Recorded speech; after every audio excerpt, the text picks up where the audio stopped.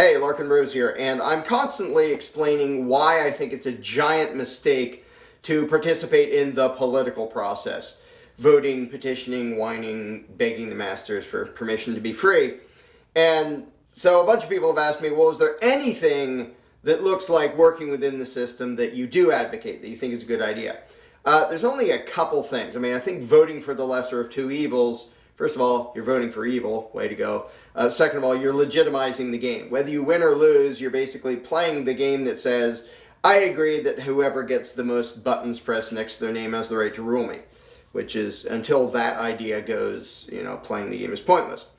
One thing that I think it's kind of good is public referendums to vote down some law. Like if a bunch of people go out to vote and say, we don't want you to cage people for having marijuana.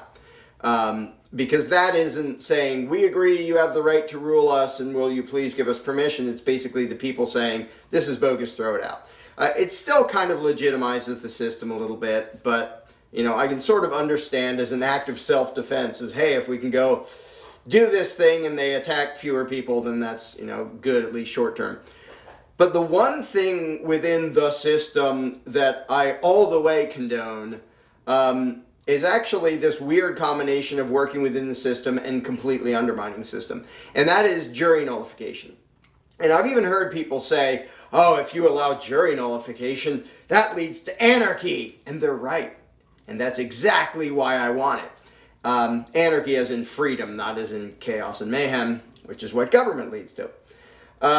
But I assume people who are on my channel already know what jury nullification is. But for anybody who doesn't, it's basically when a jury says, yeah, the evidence shows that that guy broke the law, but we think that law is stupid or immoral, and we're going to say not guilty. For example, up in New Hampshire, the New Hampshire legislature actually acknowledged the right of jury nullification and wrote it into the law. And shortly thereafter, there was a Rastafarian dude who was prosecuted for possessing marijuana.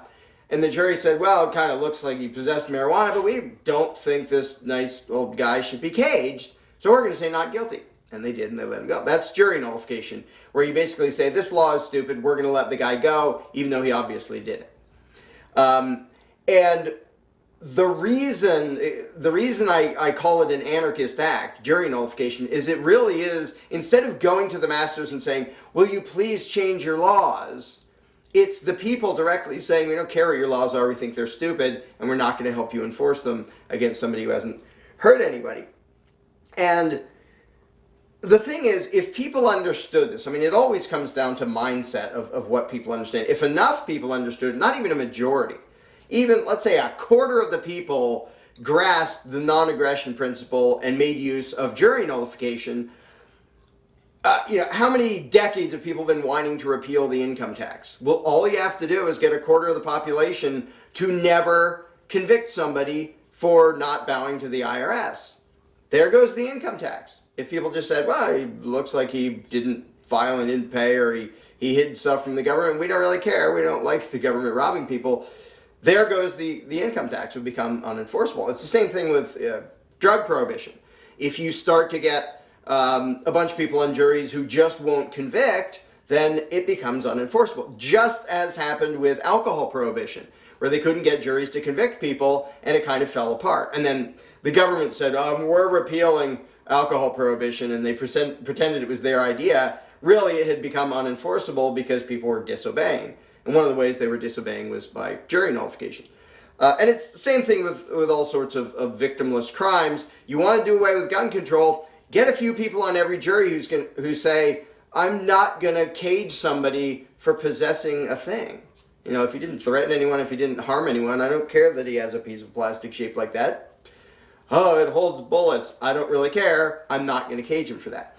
So, of course, it relies on people understanding self-ownership and applying it, but it happens that there's sort of this residual influence that the people have in legal system, which is inherently bogus. But there happens to be this thing where the people can basically overrule the politicians and say, we think your laws are stupid and we're not going to help you enforce them.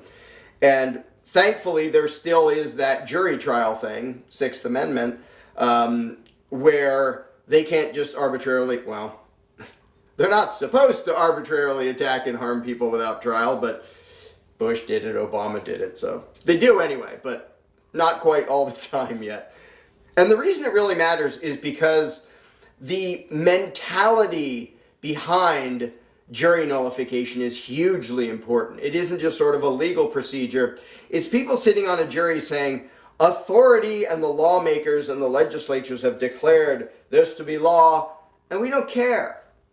They don't have the right to do this. We don't care if they were voted in. We don't care about their rituals and their scribbles. It's not okay for them to cage this person.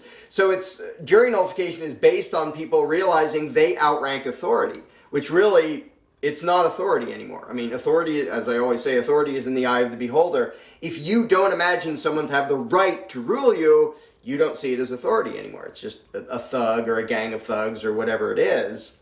And jury nullification is basically a sign that people figured out, you're not our masters, we don't have to obey your arbitrary decrees, and we're not going to help you hurt someone just because you call your thuggery law.